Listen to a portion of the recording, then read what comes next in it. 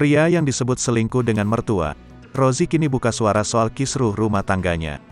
Rozi membantah tudingan mantan istri yang menyebut dirinya berhubungan badan dengan mertua saat digerebek warga.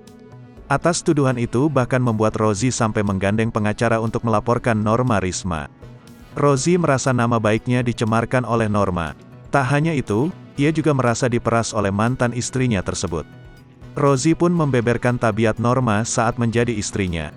Bahkan ia juga membandingkan perlakukan Norma Risma dengan ibu mertuanya.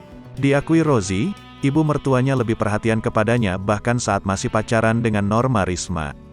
Hal itu berbeda jauh dengan Norma yang disebut selama ini lebih sering memarahi Rozi. Rozi menuturkan, saat mereka masih pacaran, sang ibu mertua sering mencuci pakaiannya. Selain itu Rozi juga kerap diberi bekal oleh sang mertua. Rozi menjelaskan terkait tuduhan dirinya berhubungan badan dengan mertua. Ia menceritakan saat itu dirinya masuk ke kontrakan namun tidak ada siapa-siapa selain ibu mertuanya di kamar. Kemudian Rozi pergi ke kamar mandi untuk buang air kecil.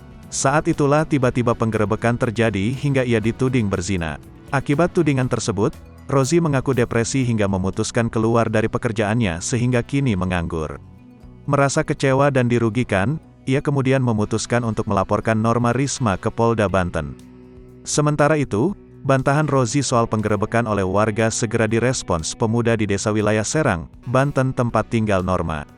Sofan, salah seorang pemuda yang ikut menggerebek saat itu mengatakan bahwa alibi Rozi ketika digerebek tidak masuk akal.